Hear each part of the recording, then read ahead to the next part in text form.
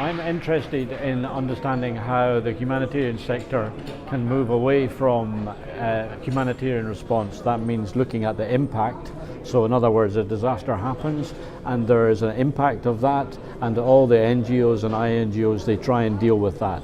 It's very expensive, it's also late, and it also doesn't really help people in the long run. It tends to have a power dynamic where us at the NGOs are giving something to the victims of something. So I'd like to see how we can use money much more effectively. How about we understand more about where and when these disasters are happening, because they're mostly related to climate change. And so when we understand that, we can then use the money and put it before the disaster happens. So how do we do that? Well, that means that we start looking at things like why people are affected, what is their vulnerability, what can we do to improve their capacity, how can we reduce the risk, which people exactly are we best placed to work with.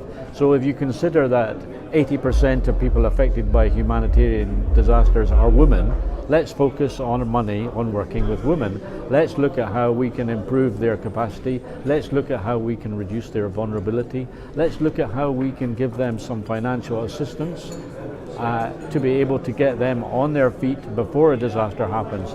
So it's kind of like making people future-proof.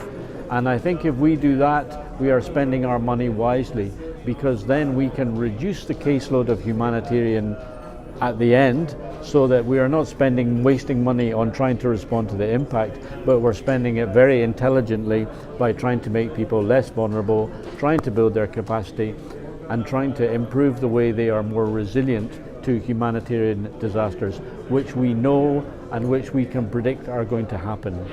So there's two ways that can happen. Firstly, by increasing the awareness of this kind of model. So it's really important that this kind of model happens at scale, because happening with one or two communities, it's useful, but it's not going to make a difference. When you can scale it up with someone like IDB behind you, that means you can really make a big impact, because when you are doing it with millions, then you're creating an impact.